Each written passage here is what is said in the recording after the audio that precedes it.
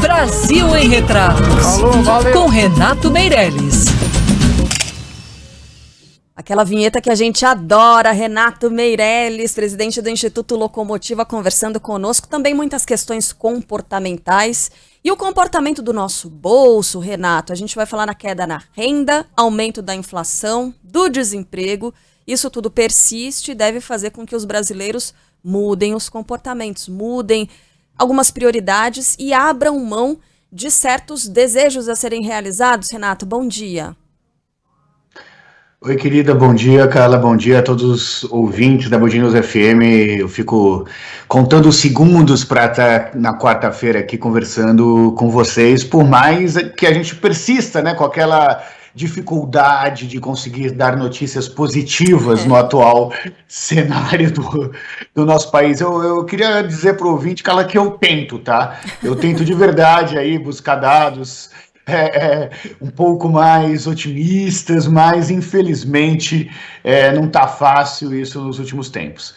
A nossa última pesquisa, foi uma pesquisa que saiu nesse final de semana, cara, mostrou que o otimismo tão necessário para a população brasileira retomar a economia ainda está difícil de chegar, né? Então, quase metade, 49% dos brasileiros, na nossa última pesquisa, apontam que tiveram que fazer um bico, um trabalho extra para conseguir garantir com que o salário chegasse no final do mês, porque não estava acabando antes, né? Ah, Renato, mas todo mundo faz um bico. É verdade, mas esse número, mesmo entre os trabalhadores formais, nunca foi tão grande. A gente está vendo aí os brasileiros que, com o seu trabalho cotidiano, não estão conseguindo pagar suas contas, brasileiros que passam a ter menos tempo com a sua família, menos tempo para conseguir descansar, mesmo nesse período de pandemia, porque ou conseguem um trabalho extra, ou tentam fazer um bico, ou simplesmente não conseguem pagar a conta. E aí, Carla, duas coisas acontecem quando o brasileiro não paga a conta. De um lado, ele aperta o cinto, né? O que todo mundo faz, tem que começar a abrir mão daquilo que não é visto como essencial no dia a dia. Eu não estou falando só de produtos supérfluos, não. Estamos falando de planos de saúde, por exemplo. E acontece uma outra coisa que quase ninguém está atento. Um ditado que vale para homem, vale para mulher, vale para o mundo dos negócios, que é mais ou menos o seguinte: quem não dá assistência abre concorrência.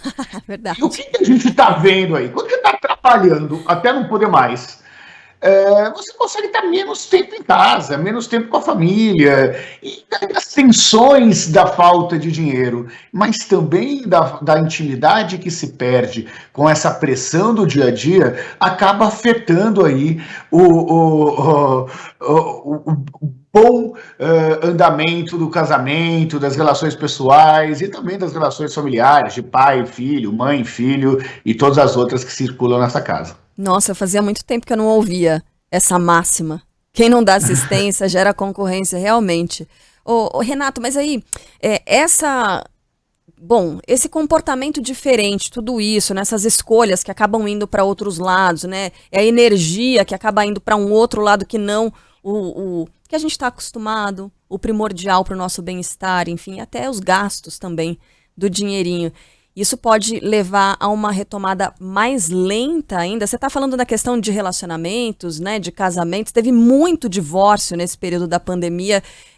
A gente está, então, abalado talvez emocionalmente e também financeiramente. Isso vai dificultar a nossa retomada, a volta ao velho normal? Eu sou um cara, pode não parecer muitas vezes, mas eu sou otimista, né? Eu sou o cara do copo meio cheio, não do copo meio vazio. Acontece que o otimismo é algo fundamental para a velocidade da retomada da economia. As pessoas otimistas compram, em média, 18% mais do que as pessoas pessimistas. O otimismo é o que cria um círculo virtuoso no comportamento econômico, né? As pessoas otimistas apostam mais, tomam mais crédito, as pessoas otimistas no nosso país acabam apostando mais no futuro. E com isso tem mais venda, mais emprego e a economia volta numa velocidade maior. Quando, além da crise econômica, nós temos a crise de perspectiva, quando o brasileiro não consegue olhar luz no fim do túnel, ele gasta menos, ele fica mais retraído. Então, o que a gente tem hoje? 7 de cada 10 brasileiros que afirmam que a sua renda diminuiu comparado ao início da pandemia. Fora isso, nós temos 6 de cada 10 trabalhadores, 57% para ser exato, Carla, que afirmam que estão com medo de perder o emprego. E quando a pessoa está com medo, ela fica mais conservadora nos seus gastos, né? Se você soma isso a 59% que estão ao menos com uma conta de atraso, o que a gente vê é que um número gigantesco de brasileiros não estão conseguindo fazer atividades, em especial atividades de serviço, que algumas vezes implicam na queda de qualidade de vida, né? Vamos entender que 14% das pessoas que tinham filhos em colégios particulares transferiram seu filho para um colégio público. Que 12% dos brasileiros que tinham empregada doméstica hoje não tem mais. 26% dos brasileiros que tinham plano de saúde deixaram de ter. 84% das pessoas que viajaram de avião, mas deixaram de viajar, mas aí tem a preocupação com a pandemia, e isso vale para coisas mais cotidianas, como, por exemplo, jantar fora a lazer. Ô Renato, eu estava conversando no noticiário local, aqui com os ouvintes de São Paulo, sobre um outro comportamento, e aí está inteiramente relacionado à pandemia, que é visitar parentes em outras cidades ou outros estados. Aquela coisa meio que de episódio dos Simpsons. Na verdade, a gente estava falando de Rally dos Sertões, que tá, né, indo para a cidade de Xique-Xique, na Bahia. Alguns ouvintes que são de Xique-Xique estão em São Paulo dizendo: ai, que saudade, nossa, que legal ouvir o nome da minha cidade estando na capital paulista. E aí surgiu esse assunto, a gente começou a trocar ideia aqui, os ouvintes, sobre visitar a cidade natal. E aí, alguns ouvintes dizendo justamente isso: olha, não vou à minha cidade natal já faz um tempo, onde minha mãe e meus sobrinhos vivem. A Alessandra, quem está escrevendo isso, tá?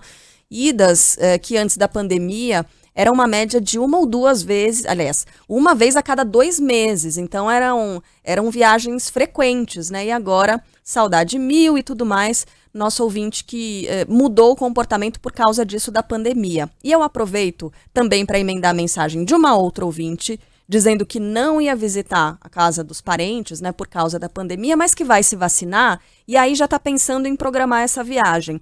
A vacinação, ela pode mudar um pouco desse cenário que você estava descrevendo, não pode? Eu arrisco dizer, Carla, que só a vacinação pode mudar esse cenário. A gente está com a variante Delta voltando aqui, a terceira onda não está completamente descartada, e nós temos ainda brasileiros que, por exemplo, têm medo de tomar a segunda dose de vacina. O Brasil talvez seja um dos países em que a população proporcionalmente tem menos medo de vacina, mas ainda tem, né? O nosso problema é que falta vacina para conseguir deixar a população mais tranquila para poder voltar a viajar, a rever os seus familiares, por exemplo. Só um dado sobre esse comentário aí de visitar as famílias na cidade de Natal. Vamos entender que isso não é exatamente uma exceção. Tá? Nós temos só no estado de São Paulo mais de 6 milhões de nordestinos. Não são filhos de nordestinos, são migrantes e que, portanto, têm um vínculo muito próximo à sua cidade de origem e que, durante a pandemia acentuada com a crise econômica, tiveram que se restringir a ver a sua família por um vídeo de WhatsApp. Que coisa, né? E aí, eu adoro, porque a coluna, enquanto a gente vai conversando, Renato, os nossos ouvintes, eles se sentem próximos e vão mandando também as experiências. Por exemplo, ó, eu virei estatística na pandemia, me divorciei. Mandou aqui, final de telefone 5493, com uma carinha meio torta. E também um outro ouvinte dizendo: olha, referente ao trabalho extra, eu tô trabalhando até a noite de fim de semana, para não faltar dinheiro. Então o pessoal tá empenhado. O outro ouvinte, final de telefone 3525. Eu adoro esses papos, viu, Renato? Eu sei que já deu o nosso tempo, mas Não, no pode último falar. comentário, para ser um pouco mais otimista aí, para nosso ouvinte que acabou de se divorciar, é que o número de casais que conheceram a sua alma gêmea por um aplicativo de namoro cresceu mais de 10 vezes durante a pandemia. Então é verdade que a situação levou a muitos divórcios, mas é verdade também que está muito mais fácil achar a outra metade da sua laranja. Entre nos aplicativos, se abra para essas novas experiências que a tecnologia nos traz. Não é Um só, beijo enorme, cara. não é só a fila da vacina que anda, não, Renato Meirelles. Não é Essa é só a a fila da mensagem. vacina que anda, não. Os aplicativos são acelerador de fila aqui. Pode faltar vacina, mas não falta aplicativo de namoro no nosso país. Renato Meirelles, presidente do Instituto Locomotiva, toda quarta-feira conosco aqui no Band News Station, esse ótimo papo. Um beijo pra você. Até sexta, na verdade, quando você participa mais cedo da programação. Tchau, Renato. Um beijo enorme, até sexta-feira. Um abraço a todos os ouvintes da Band News.